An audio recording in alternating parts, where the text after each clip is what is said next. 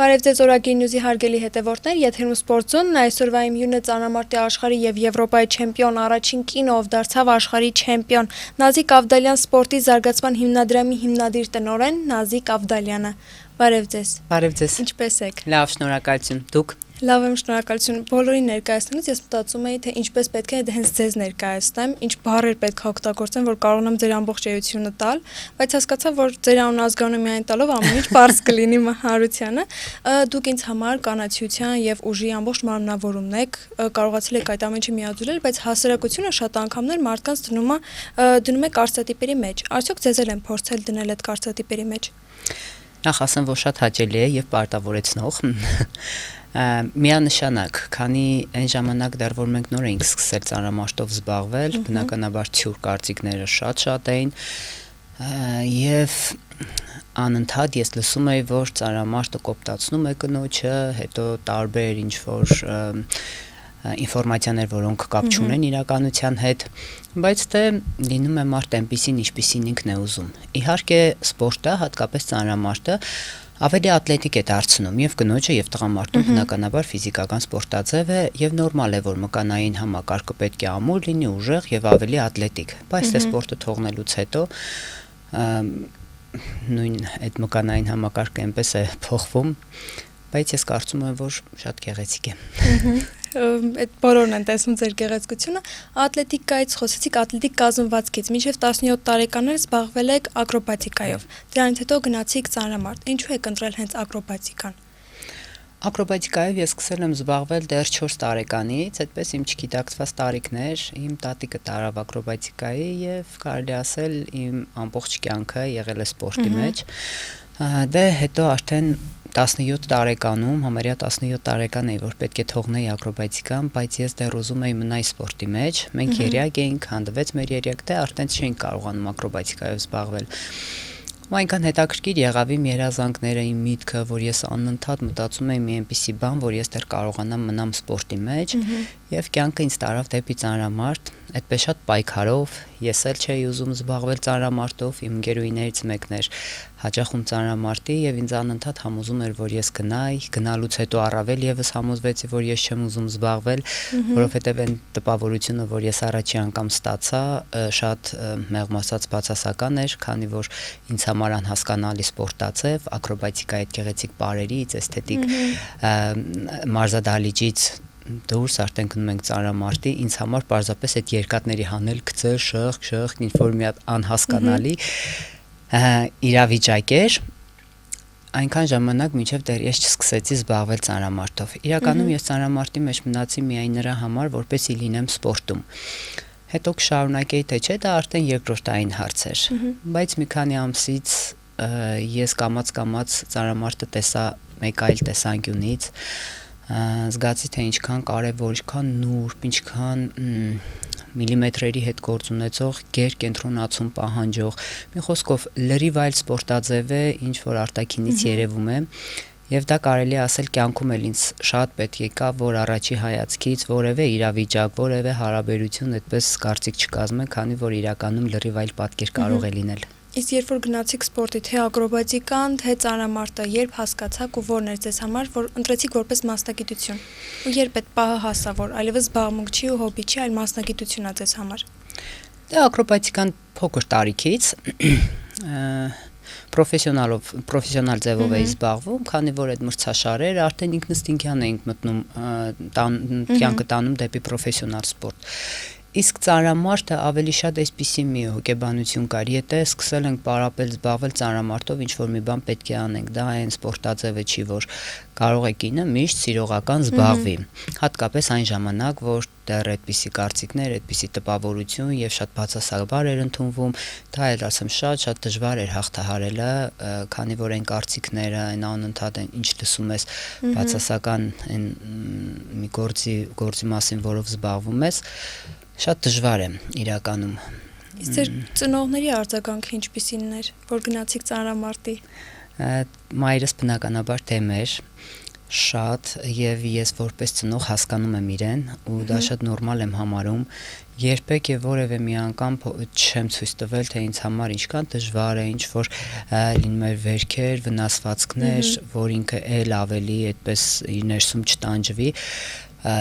հայրս միանշանակ կողմ էր ու իմ հայրն է եղել առիթը որ ես գնամ ծանրամարտի բայց դե որպես ծնող հասկանում եմ իրեն հիմա ես էլ մայր եմ, տղա ունեմ, ինքն էլ է զբաղվում սպորտով, ճիշտ է որպես մարզիկ, հատկապես այն ժամանակ, երբ որ վնասվածք է ստանում, ես իր կողքին եմ, ոգևորում եմ, որ ամեն ինչ լավ է լինելու, դա շարունակելու է, բայց որպես մայր շատ դժվար է։ Տեսեք, ձեր տղան էլ չէ ունի որոշակի վնասվածք ու դուք նրա կողքին եք, քաջալերում եք, բայց ձեր ժամանակ, երբ որ դուք վնասվածք ունեիք, ով էր ձեր կողքին, ով էր ձեզ հասկանում, որ դուք էլի պետքա պայքարել ու կանգ չառնեք։ Ես իմ մարզիչի հետ էի միշտ խոսում։ Իմ մարզիչը իմ համար ոչ միայն մարզիչ է եղել, նա ընկեր է եղել, երբ որ պետք է ծնող է եղել, ամեն ինչ։ Ես կարծում եմ, որ ինչքան է ուզում է մարզիկը լավ տվյալներ ունենա եւ մարզիչը լավ լինի, եթե այդ քիմիան ասում իրեր հասկանալը, ընդունելը չլինի արդյունք շատ դժվար կլինի։ Դրա համար ես իմ մարզիչի մեջ ամեն ինչ տեսնում եի ու ինքը իմ կողքին էր կարելի ասել հատկապես վնասվածքներ ստանալուց հետո ճիշտ է շատ էր այդ ընթացքում ջղայնանում, այդպես խոսում, հետո որ վնասված ես ինչ որ սխալների պատճառով ենք ստանում, որը որ ասում էր որ մի արեք, բայց ամենայն դեպս ինքն է եղել այդ ընթացքում իմ կողքին։ 17 տարեկանում երբ որ գնացիք ծանրամարտի, արդեն 21 տարեկանում 4 տարի անց դարձաք Եվրոպայի փոխչեմպիոն։ Եվրոպայի թեկուզ փոխչեմպիոն կամ 5-րդ տեղ գրավելը մարդկանց շատ երկար ժամանակ է պետք։ Դες 4 տարին ոնց կարողացաք հասնել այդ արդյունքին։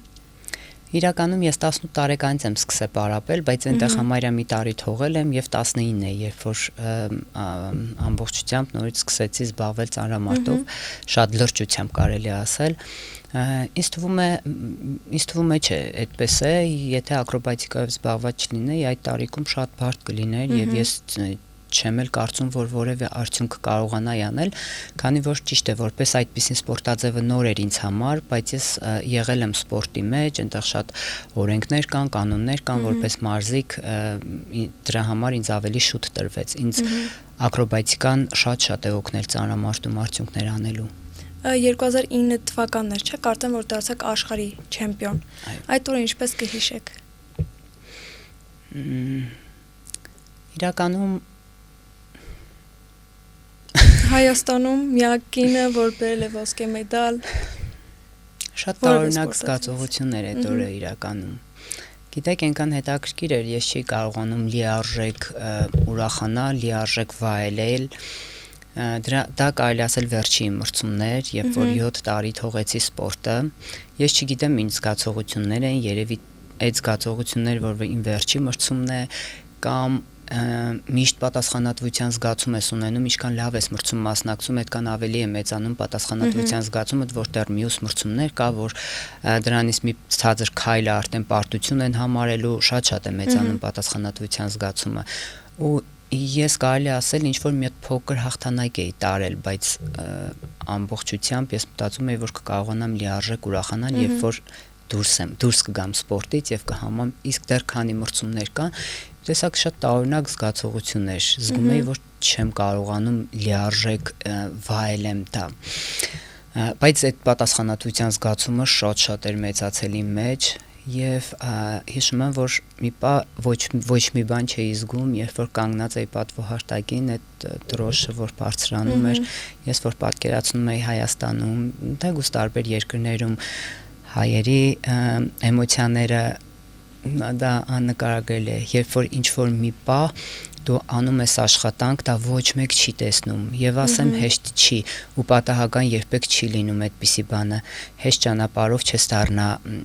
աշխարհի չեմպիոն։ Եվ այդ ժամանակ վայելել քո այսքան տարիների քրտնաջան չասեմ, բայց քրտնաջան չասեմ, ինչ որ շատ չծանրացնեմ, բայց ամեն դեպքում ձեր չարչարանքն է եղել, որ բերելադրան կարող եք։ Դա ոնց որ տրամաբանական այդ աշխատանքի արդյունքներ։ Խոսքով շատ հակասական էմոցիաներ էր այդ օրը։ 2011 թվականն էր ձեր ավտովթարը, երբ որ տեղի ունեցավ, դրանից հետո օլիմպիական խաղերին պետք է մասնակցեիք, բայց վնասվածքների պատճառով չկարողացաք։ Դուք կինեզիոլոգ եք ու հոգեբան։ Այդ ժամանակ դուք ինքներդ ձեզ կարողացաք օգնել, թե ամեն դեպքում կողքից էլի օգնություններ ձեզ հարկավոր։ Այո, ես պատրաստվում էի օլիմպիական խաղերին եւ կարելի ասել օլիմպիական չեմպիոնից մի քանի կիլոգրամ նույնիսկ ավել էի անում այդ ընթացքում եւ ինձ պետք էր պարզապես պահպանել կիլոգրամները եւ այդ իմ ավտովթարը ինձ համար այդ ընթացքում երբ որ զգացի որ ողնաշարս կոտրվել է ու ես այլևս չի կարողանում շարունակել ես չէի կարողանում հավատալ դրան որովհետեւ այն ինչ որ ես պլանավորում եմ այն ինչը որ առաջի միտքը որ եկավ ինչի համար չէ որ ես ամեն ինչ ճիշտ եմ արել ազնիվ եմ պարապել եւ շատ բաներ եւ հետո ամեն ինչ այդ պահին եմ ապրել կարելի ասել մի քանի վայրկյան այդքան մտքերը այն ինչ ես հիմա կասեմ հետո հասկացա որ երևի իմ առաքելությունը այլ է ու ես որ օլիմպիական խաղերի էի պատրաստվում ես դեռ հետո կհասկանամ տարիներ հետո կհասկանամ ինչի համար ինձ այս ավտովթարը ինչի համար եղավ եւ այդ ընթացքում որ գալիս էին ուզում էին օգնել ես հազիվ ասում էի որ կոտրված է ողնաշարս եւ ինձ մի ձեռք տվեք մինչև դա մի հատ բժիշկ կար որ եկել էր ուզում էր ինչ որ չափով օգնել բան որ ասես բժիշկ եմ ես բան ասեցի դոկտոր ջան մի հատ բան եմ ուզում հարցնել այդ ժամանակ բարգածս տեղը դար ասացի եթե ողնաշարը մարդու կոտրվում է ինքը կարողանա դրանից հետո նորից վերահատվել եւ շարունակել սպորտը ասաց Ազիզ ջան դու չես էլ պատկերացնի ինչքան ամեն ինչ լավ է լինելու դու հանգիստ պարկի հիմա շտապօգնությունը կմոտենա ու ես հիշում եմ որ առաջի այդ պահից իմ մտքում միշտ եղել է սպորտով զբաղվելը շարունակելը սպորտը բայց եղավ մի պահ երբ որ ես մտածեցի նույնիսկ կարող եթե հաշմանդամ մնամ ինչ եմ անելու ու այդ ժամանակվանից սկսեցի պլաններ գծել թե եթե օրինակ այդպես դասավորվի իմ կյանքը ինչ պետք է անեմ միշտ պլաններ էի գծում միշտ ապագայի հետ կապված մտածում էի ինչ եմ անելու բայց այդ ընթացքում իհարկե շատ դժվար էր ու այո ինչքան էլ ուզում է հոգեբանական կրթություն ստացած լինես միշտ պետք է գալիս մեկը որ այդ ընթացքում օգնի բայց ես ոչ մեկի հետ չէի կարողանում կիսվել որովհետև ոչ մեկ ինձ ճիշտ չէր հասկանա եթե ես ասեի որ ուզում եմ պարապեմ մի քանի անգամ ասել եմ ինձ նույնիսկ այլս այդպես խելագարի տեղ են տնում կամ ինչ որ երազող եւ ես հասկացա որ ես պետք է պարզապես անեմ այն ինչ ուզում եմ Երկար տարիներ անց միևնույն է վերադարձաք 2016 թվականին Եվրոպայի խաղերին ես փոքր էի բայց շատ լավ հիշում եմ այդ տարիները ձեր հողումը մարդկանց խոսքը պատերազմի տարիներին ինչ պատասխանատվություն էր ձեզ վրա դրված արդյոք լարված չէիք որ ունեք վնասվածք Եվրոպայի առաջնություն երկար տարիներ անց ու պատերազմական իրավիճակ էր գրում Իհարկե լարվածությունն անսահման էր ես այդ ժամանակ գիտեի պատասխանատվությունը երբ որ աշխարհի մրցումներին ունենում էի դա է լինում բայց հասկացա որ դա ընդհանրապես այն չի ու իմ համար իրական պայքարը հենց Եվրոպայի առաջնությունն էր երբ որ ամեն ինչի հետ պետք է պայքարեի նույնիսկ ինքս ինձ հետ երբ որ քո բալիկին դու ամիսներով չես տեսել, քո ամուսինը գտնվում է պատերազմի դաշտում, դու չգիտես քո մրցակիցները այդպես ավելի ուժեղ են թվում, երիտասարդ, այդպես արյունները մեջն է եռում է, նայում ես ուժեղ երիտասարդ, ու ես այդպես 30 տարեկան 7 տարի սպորտը թողած 1 տարի ու կես էին, 1 տարի ինձ սկսել էի զբաղվել սպորտով եւ 1 տարի հետո Եվրոպայի առաջնություններ վիրահատությունից հետո շատ մեծ է լարվածությունը, բայց այդ մրցումները նաև ինձ սովորեցրեց կառավարել էմոցիաները, էմոցիաների մեջից բալանսավորել, դա շատ դժվար է, երբ որ դու կարողանում ես էմոցիաներդ պահել, որպեսզի դրանք քեզ չխանգարեն։ Իմ համար կարելի ասել կարևորը չասեմ, բայց իմ կյանքում շատ մեծ դեր խաղացող մրցումներ։ Հիմա շատերն ասում են, որ եթե միայն զբաղվում ես սպորտով, պետք է լինի միայն սպորտը, դրա հետ ոչինչ ուրիշ չեն կարող զբաղվել։ Ձեր եղավ մայրությունը այդ ժամանակահատվածում։ Կարելի է սպորտն ու մայրությունը միաժամանակ իրականացնել։ Իհարկե շատ դժվար է բնականաբար, շատ է դժվարացնում գործը։ եւ կնոջ օրգանիզմն է փոխվում իհարկե եւ հոգեբանական առումով շատ դժվար է կենտրոնանալ մարզումներին, չէ՞ որ մենք գնում ենք ուսումնամարզական հավաքների, երբ որ մեր երեխաներից չենք տեսնում եւ կենտրոնանալ ու պարապել, չնայած որ քո երեխային չես տեսել 1 ամիս կամ 20 օր կապ չունի, գիտես որ նա կարոտում է քեզ, ինչ որ կարող է հիվանդ է, տեսեք, այսպեսի մի բան ասեմ, ինձ համար, երբ որ ես սկսեցի զբաղվել,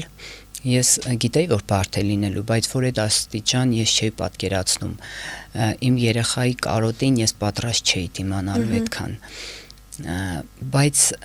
դա իմ ամենաթույլ կողմն էր կարելի ասել, վնասվածքը լրիվ մի կողմ, երբ որ պահեր է լինում, չէի կարողանում շնչել, չէի կարողանում քայլել, դա ամեն ինչը մի կողմ, բայց երեխայի հանդեպ կարոտն ու պատասխանատվությունը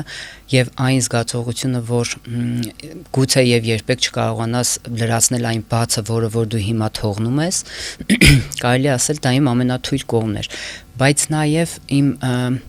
փոքրիկից հեռու լինելը ինձ մեծ ուժ տվեց, ես հիշում եմ, որ ես կարողանում էի պարապել այդ մտքերից հետո, որ ես իմ երեխային չեմ թողել եկել, որ ինչ-որ վնասվածքների ցավի պատճառով չպարապեմ ու ես իրավունք չունեմ չպարապելու։ Եվ դա էլ եղավ իմ կյանքում մի փուլ, որ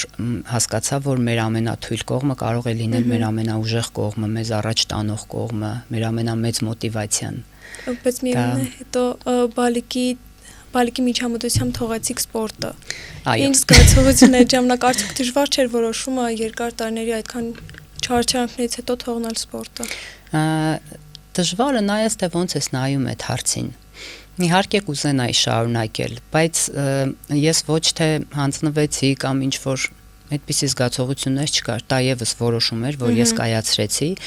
Տեսնելով իմ բալիկի ապրումները, երբ որ ես հյուրասենյակից գնացի ննջասենյակ ու իր գոռոցը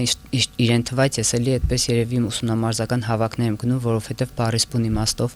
մաման տանում էր, զբաղեցնում էր, որ ես կարողանայի գնալ, թե չէր թողնում։ Ու այդ էմոցիաները, իր ապրումները ես զգացի, որ ես այլևս պատրաստ չեմ իրեն այդպես թողնել, չգիտեմ, երևի այդպես էլ պետք է լիներ։ Շատ բաներ կան, այդպես չես կարող վերլուծել միանշանակ ասել, բայց այդ ժամանակ ես զգացի, որ դա է ճիշտը։ Հիմնադրել եք Նազիկ Ավդալյան հիմնադրամը, ինչ նպատակներ ունի հիմնադրամը։ Նպատակն է սպորտի զարգացումը ամբողջ Հայաստանում, կարելի ասել սպորտային մշակույթ ձևավորելը,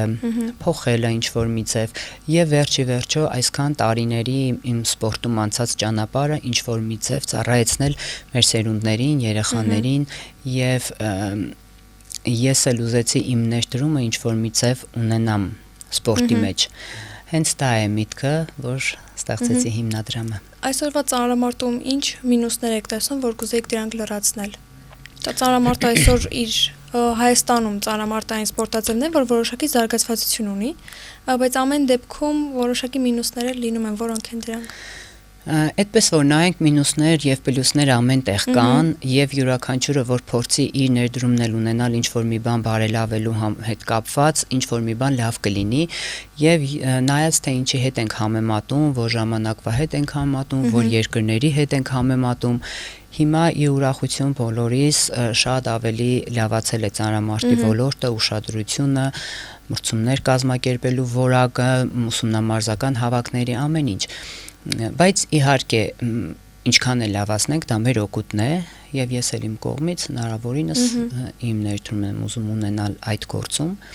քանի որ ես էլ մեջ ագրգռվածություն ունեմ, որ եւ ծանրամարտը եւ մյուս սպորտաձևեր ընդհանրապես սպորտով զբաղվելը կարելի ասել մշակույթ լինի Հայաստանում։ Եթե կարողանաք ծանրամարտում մեկ բան փոխել, որը դա կլիներ։ Սպորտային հոգեբանների ներգրավվածությունը։ Դա ինձ համար շատ կարևոր է եւ ես դրա կարիքը շատ եմ ունեցել։ Ճիշտ է, ես դուրս եկել եմ ինչ-որ չափով ինքս ինձ հետ աշխատելով, բայց ես հիմա որ հետ եմ նայում, եթե մասնագետներ լինեին այդ ժամանակ, շատ ավելի կարող է հեշտ մենք դուրս գայինք այդ իրավիճակից, ինձ համար շատ կարևոր է դա։ Ու այո, մարզիկները պետք է հոգեպես ուժեղ լինեն։ Շատ ժամանակ մենք լսել ենք, որ ուժեղ մարզիկը պետք է ինքը լինի իր հոգեբանը, շատ այդպես ինչ-որ մտքեր, որը որ միշտ չի որ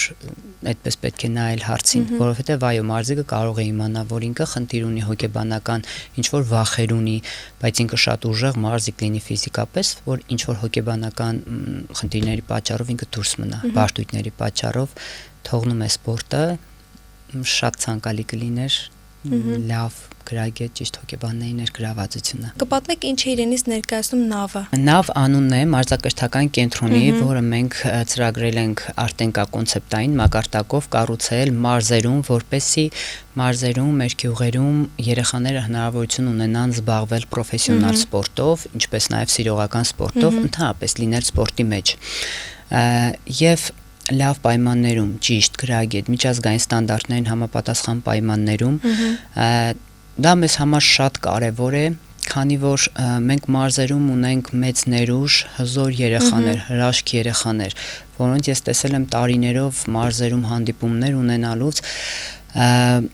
ու ես եկա նրան, որ պետք է լինի այնպիսի միջավայր, որ այդ երեխաները հնարավորություն ունենան իրենց ներուժը բացահայտելու, ու ես համոզված եմ այդ կենտրոնների առկայության դեպքում մենք անթիվ անհամար ուժեղ մարզիկներ կունենանք, դեռ շատ կունենանք Հայաստանի պարծանքներ ու լեգենդներ։ Երևանում ու Գյումրիում վստահ եմ, որ զարգացած է ծանրամարտ։ Վստահ եմ, չէ, զարգացած է ծանրամարտ ու տեղեր կան, որտեղ երեխաները կարող են պարապել։ Մարզակենտրոններ, առաջինը որտեղ եք նպատակադրված կառուցել նավը։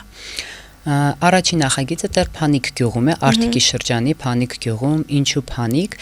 որովհետև ինքը կենտրոնական գյուղ է, գլխավոր փողոցի վրա է այն հողատարածքը, որը որ արդեն համայնքը հատկացրել է հիմնադրամին 14000 քառակուսի մետր, 23 համայնքի 23 գյուղերից տրանսպորտային հասանելիություն կա, նաև ներառյալ այն գյուղերը, որոնք համայնքի մեջ չեն, ելի երեխաները կարող են հեշտ հասանելի է գալ, պարապել, 6000-ից ցավել երեխայի հասանելի է մարզադահլի 6000 երեխայից ավել 6000-ից ավել երեխաների հասանելի է կենտրոնը։ Առաջինը դա է, ինչի ընտրվեց այդ համայնքը, ինձ ծանոթ էր կարելի ասել, գիտեի, ավելի սպորտային համայնք է, բայց անպայման նախատեսվում է նաև այլ մարզերում, քանի որ մենք եւս ուժեղ երեխաներ ունենք, բայց այդպես ընդհանրապես հնարավորություններ չկան, նույնիսկ ոչ բարվոք վիճակում մարզադահլիճներ չկան, որպեսզի երեխաները գոնե լինեն սպորտի մեջ։ Իսկ նավը ֆինանսապես ինչպես է պատրաստվում։ Օրինակ դրամային գումար են վճարելու կամ պարապեն նավ, իսկ այն երեխաները, ովքեր չունեն այդ դրամական գումարը, ինչպես եք դա նախատեսել։ Լինելու է, այո, սիմվոլիկ վճարովի է լինելու, բայց լինելու է նաև փաթեթներ, երեխաներ կան, ովքեր որ կպարապեն անվճար, իհարկե, եթե մենք ունենք շատ ուժեղ երեխաներ, ովքեր որ հնարավորություն չունեն, մենք խրախուսենք, դա ես շատ եմ կարևորում։ Նաև կառույցը ամբողջությամբ հարմարեցված է լինելու ներառական խմբի երեխաների, հաշմանդամություն ունեցող երեխաների համար, քանի որ բոլորս ունենք առողջական խնդիրներ եւ զբաղվում ենք սպորտով եւ դա չպետք է խնդիր հանդիսանա որևէ մեկին զբաղվել թեկուզ եւ հատկապես կարելի ասել պրոֆեսիոնալ սպորտով, իսկ այդ երեխաներն կարող են եւ պետք է զբաղվեն։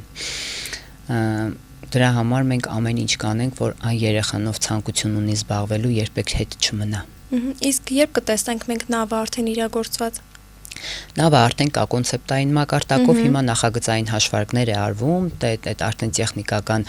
ամեն ինչը, երբ որ պատրաստ եղավ, արդեն շինարարության գնացինք շինարարության, ամենաուշը 1 տարի հետո մենք կունենանք կառույցը։ Ու նաև ինձ համար շատ կարևոր է, որ այս հիմնադրամը, այս ծրագիրը լինի ազգային, քանի որ հենց սպորտի հետ է կապված պրոֆեսիոնալ, իսկ մենք սպորտային ազգ ենք, սպորտ սիրող, մենք ինչպես ենք մեր մարզիկներին ճանապարհում, ոգևորում, երկրպագում,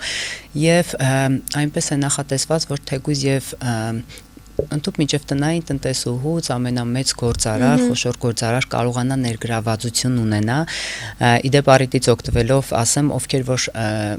կարող է հետաքրքրվեն, ուզենան նայեն ընդհանրապես ինչ է ներկայացնում նավը եւ հիմնադրամն իրենից, կարող են մտնել Avdalian Foundation եւ նայել, այնտեղ կա, այո, նվիրաբերություն, կարող են այդպես մտնել, մասնակցել եւ ես դա շատ եմ կարեւորում ինչի համար։ Տեսեք, որ մենք մարզիկներին ճանապարհում ենք, մենք ինչպես ենք ոգևորում իրենց, մենք ապրում ենք իրենցով եւ դա հնարավորություն է, որ յուրաքանչյուրը զգա, որ ինքն իր ներդրումն ունի այս երեխայի չեմպիոն դառնալու գործում, ու դա շատ կարեւոր է, երբ որ դա մեծ միասնականություն է բերում, մարդկանց էմոցիոնալ կապ է բերում, ես չգիտեմ, դա ինձ համար շատ կարեւոր է, որ սա լինի ազգային ծրագիր։ Եթե այսօր ձեր առջև կանգնածներ 17-ամյա մի աղջիկ, ով ուզում է սկսել ծանրամարտով զբաղվել, բայց իրեն էլ են դրել այդ կաղապարների մեջ, ինչ խորհուրդ կտայիք նրան։ Ես խորհուրդ կտայի նայել ներս, թե ինքը ինչ է ուզում, որովհետև յուրաքանչյուրը արտահայտվում է այնպես, ինչպես ինքն է ճիշտ գտնում, իսկ յուրաքանչյուրն ունի իր կյանքը, ապրում է իր կյանքով եւ այդ 17 տարեկան աղջիկն էլ պետք է ընտրի իր կյանքը, իր երազանքը եւ գնա առաջ։ Շնորհակալ եմ շատ, մի քանի բլից հարցեր ենք պատրաստել, եթե պատրաստ եք, պես պետք է արագ պատասխանեք։ Փորձեմ։ Պոկում թե հրում։ Հրում։ Մարզում առավոտյան թե երեկոյան։ Երեկոյան միանշանակ։ Տեխնիկապես ուժեղ լինել թե ֆիզիկապես։ Երկուսն էլ։ Իսկ եթե մեկ ընտրենք։ Տեխնիկապես։ Տեխնիկապես ուժեղ լինել թե պահպանել հոգեբանական կայունությունը։ Պահպանել հոգեբանական կայունությունը։ Վնասվածքներից խուսափել թե ռիսկի գնալ։ Այդ տարբեր են վնասվածքներից խուսափել։ Ռիսկը պետք է խելամիտ լինի։ Վերադարձ մեծ սպորտ թե նոր սերունդներ պատրաստել։ Նոր սերունդներ պատրաստել, արդեն։